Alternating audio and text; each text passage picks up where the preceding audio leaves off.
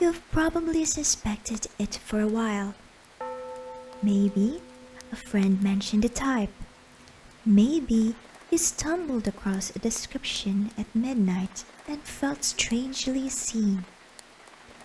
Maybe you've taken the test before, but the result keeps tugging at you, asking you to look again. If that's you, settle in. This isn't a quiz, it's a letter.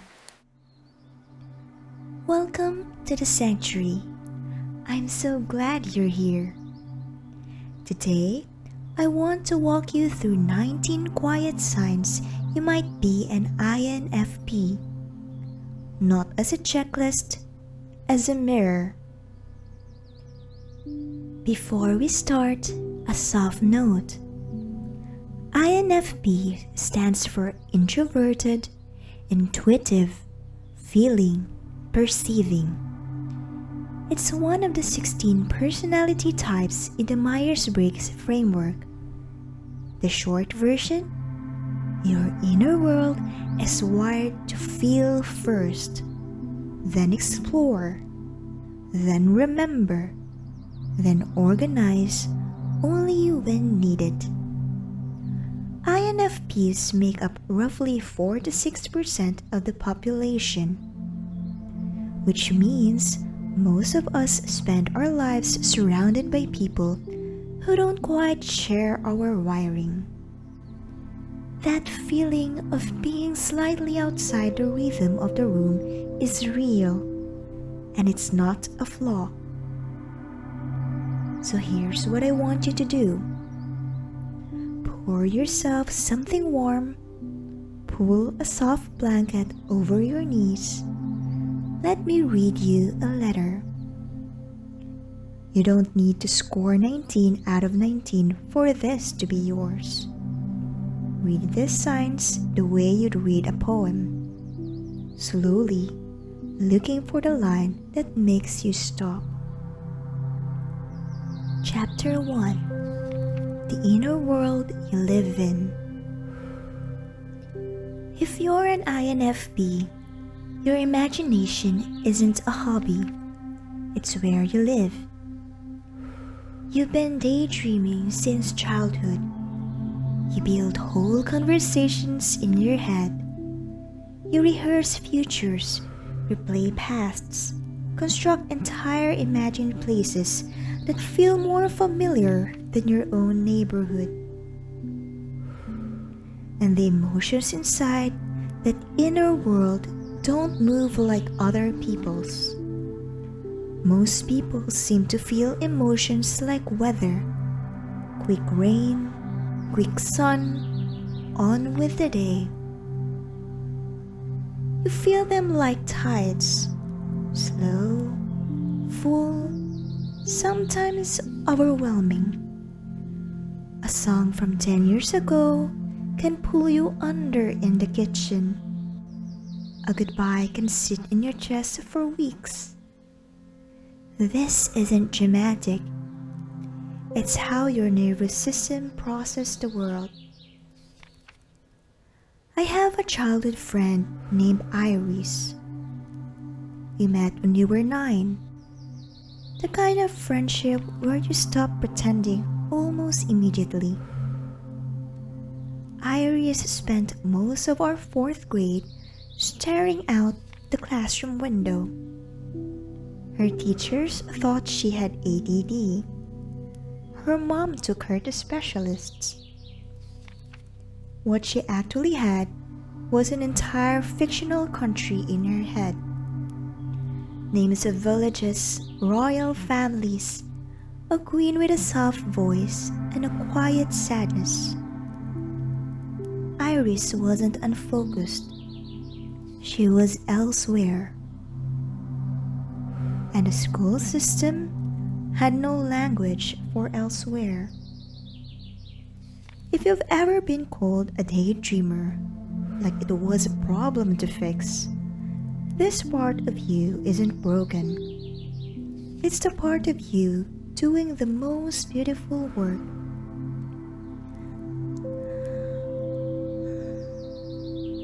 There's another quiet sign that lives in this inner world.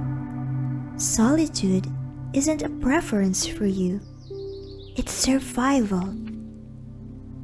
After social interaction, even good interaction, you need time alone to return to yourself.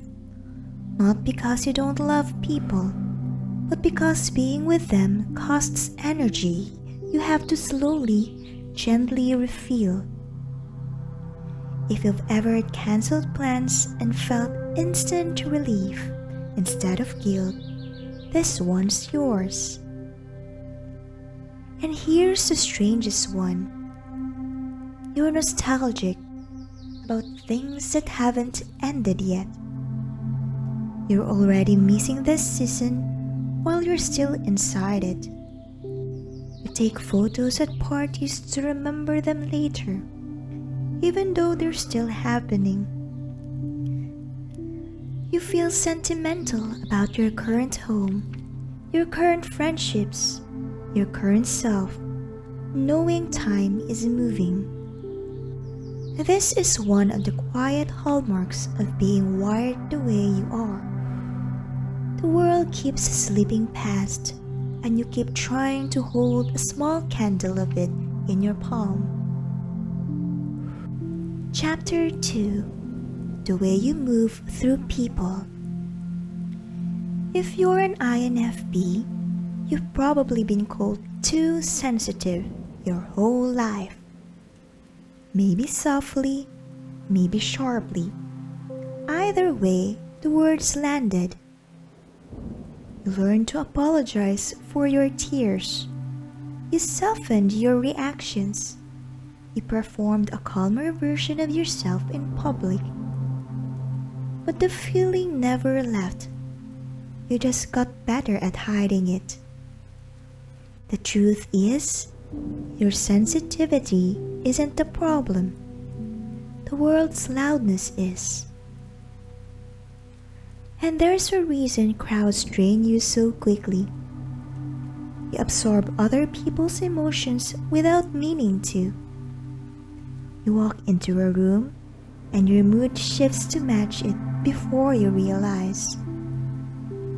A friend mentions her bad day and you carry it home. Your partner is anxious and your shoulders tighten. We pick up emotional weather like antenna, often without permission. I have a cousin named Maya. She's a year younger than me, and we used to share a bed at family Christmas. Maya is one of the most loving people I know. She's also the woman who came home from a friend's birthday party last year and cried in her car for 40 minutes in the driveway before she could go inside. Her friend hadn't said anything wrong. The party was fine. But Maya had spent 4 hours absorbing the sadness of a woman across the room she'd never even spoken to. She didn't know that woman's story, she just felt it, and she carried it home in her chest like wet clothes. If you've ever come home from a gathering inexplicably exhausted, with a heaviness you can't name, this is part of why. This is also why small talk drains you and deep conversation revives you. Weather chat, surface niceties, the polite back and forth at parties, exhausting. The same conversation about grief, dreams, or someone's secret fear at 2 in the morning, nourishing. You're not antisocial. You're hungry for the real thing. And underneath all of that, there's the quietest sign of them all.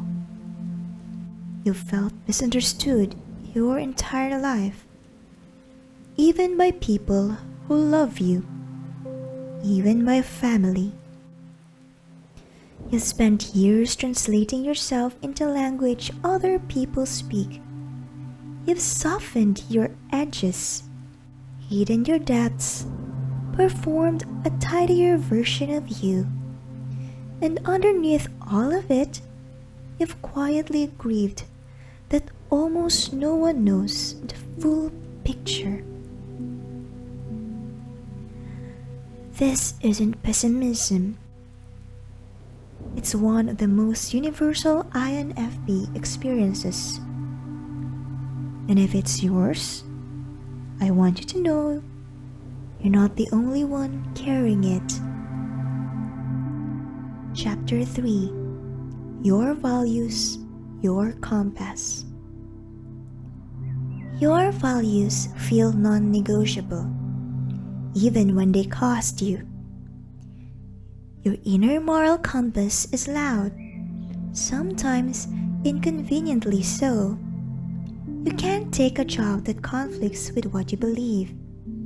You can't fake interest in a friendship that feels hollow. You can't smile through something that violates your sense of right. For INFPs, integrity isn't a virtue. It's the floor. I have an old college classmate named Daniel. He's one of 2 INFP men I'm close with, and his story stays with me. Daniel spent 6 years climbing the ladder at a financial firm in the city.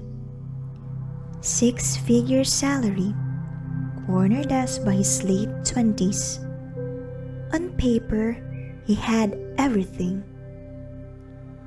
And he was unraveling, not loudly, quietly. He started waking up at 3 in the morning with a tightness in his chest that wouldn't go away. He stopped eating breakfast. He stopped writing the songs he had written since he was 15. One Tuesday, he handed in his resignation, took a 40% pay cut, started teaching 9th grade English at a small school upstate. The first time we spoke after he'd settled in, I asked him how he was doing. He said, "I'm tired in a different way now, the good way." That's what an INFP values cost looks like. We don't always make the practical choice. We make the one that lets us look at ourselves in the mirror. And speaking of mirrors, you take criticism personally, even when you know better. Logically, you know feedback is information. Emotionally, it lands like a paper cut from someone you trusted. You replay the words, you wonder what they really meant. You go back through the conversation, searching for what you should have said differently. This isn't weakness, it's depth. Every piece of input passes through your value system before reaching the surface, and that takes time. Sometimes days, sometimes weeks. Which is why you replay conversations long after they're over. Hours later, years later, sometimes. Your mind is cross-checking every interaction against your inner ledger of values, intentions, and care. If ever lost sleep over something you said 3 years ago at a dinner you can barely remember otherwise, you're not broken. You're just deeply wired. The other quiet sign in this chapter: you make decisions by what feels right, not what looks right. Pros and cons lists frustrate you. You'll make them, then ignore them. When you're really deciding, you're listening for a feeling, a quiet yes or no in your chest. And when the work itself starts to feel hollow, your whole body knows. INFPs often gravitate toward writing, art, counseling, teaching, advocacy, anything that lets the work mean something. A job that violates your values can feel like slow suffocation, no matter how good the salary. Daniel knew that long before he had language for it. So do you, probably. Chapter 4: The Creative Ache. For INFPs, creativity isn't optional. It's the way the inside reaches the outside. You journal to find out what you think. You write poems no one will read. You photograph soft light just so you can hold it. Without a creative outlet, you start to feel suffocated by your own death. But here's a part nobody warns you about. You start things you don't always finish. You have notebooks half filled with novels, sketchbooks with one perfect page, hobbies you adored for 2 months, business ideas saved in your phone notes. And you've probably been calling yourself lazy for years. You're not lazy. You're full of ideas that don't always survive contact with structure. That's your intuition pulling you toward shimmering possibilities. The starting is a gift. The finishing is a discipline you can build gently when the project is the right one. I have a sister-in-law named Ren. She married my brother 3 summers ago, and the first time I helped her unpack into their apartment, I counted 7 half-finished journals on her shelf, 3 abandoned novels in a folder on her laptop, a sketchbook with a 1 page so beautiful it made me cry, and 47 blank pages after it. For years, Ren thought she was a failure.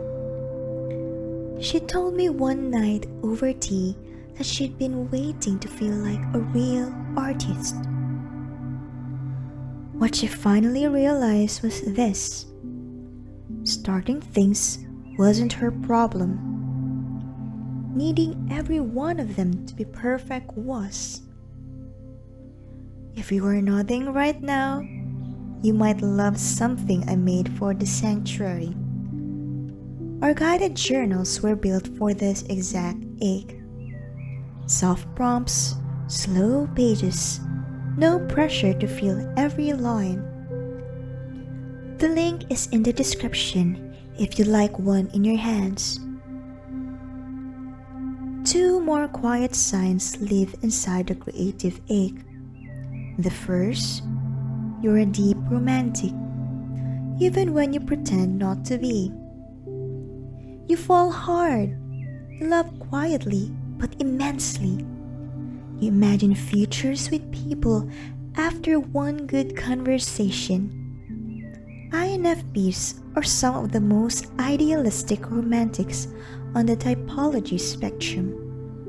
And the hard part is that your love isn't always met with the same depth. That recurring ache is part of the experience too. And the second, you can't fake it, even when faking would make life easier. Networking events, small talk with co-workers, polite enthusiasm for things you don't care about. People sense the gap between what you're saying and what you mean. Authenticity isn't a virtue you chose. It's a function you can barely override. Chapter 5: Coming Home. If you're still with me, here's the sign that makes everything else make sense. You see beauty in worn, ordinary, overlooked things. A cracked teacup, the way light hits a stairwell, a forgotten bookstore, an old man feeding birds. You stop for things other people walk past. You photograph dried flowers. You save train tickets. You keep notes that say nothing in particular. The ordinary is sacred to you, even when you can't explain why. And then there's the last one. The one almost every INFP describes the same way. You felt like you were coming home the first time you read about INFPs. The descriptions name the things you'd felt your whole life but never had language for. The sensitivity, the depth, the values that wouldn't bend, the inner world that was bigger than the outer one. I have a neighbor named Theo. He is the second INFP man I know well.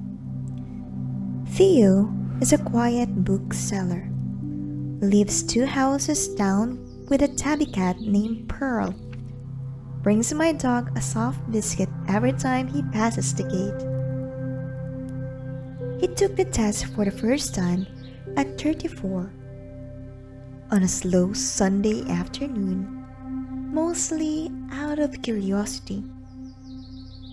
He told me later that he sat at his kitchen table reading the description, and at some point partway through, he started crying. Not big crying, just slow tears that he didn't try to stop. Because for the first time in 3 decades, he had language for who he'd always been. If reading this list has felt less like discovery and more like recognition, that's the surest sign of all. A quick word before we close on the difference between INFP and HSP and just being an introvert. They overlap, but they're not the same. Introversion is about energy, roughly half the population. HSP, or highly sensitive person, is about sensory processing, about 15 to 20%.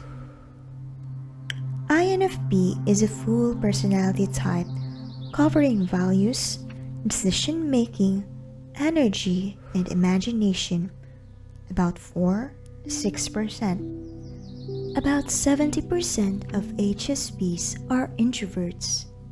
Many INFPs are also HSPs. But you can be one without being the other.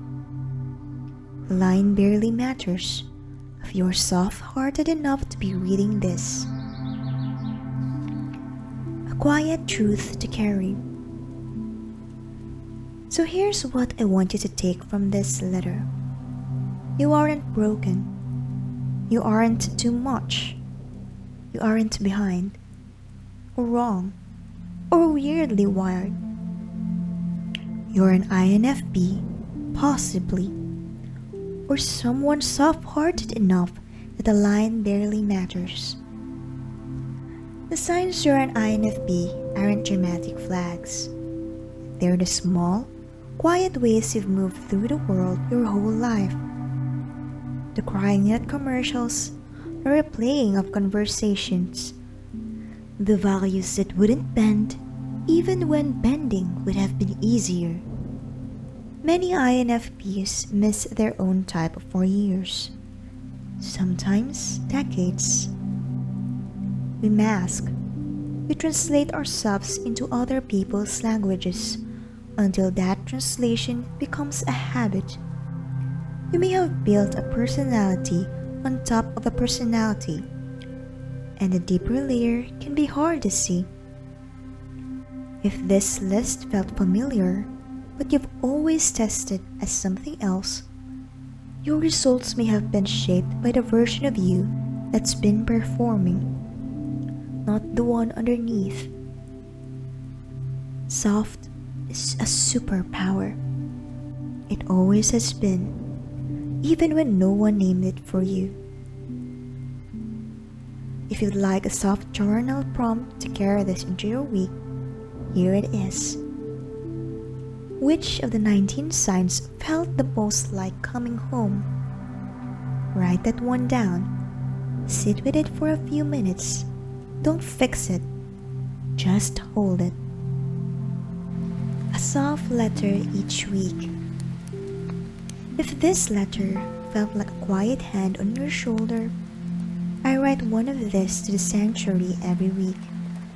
Slow, gentle, only when there's something real to share. The link is in the description. I'd love to send the next one to you.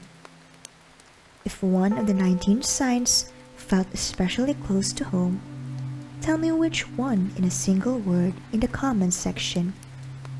I read every single one. Take care of yourself this week. Be soft. I'll see you in the next sanctuary.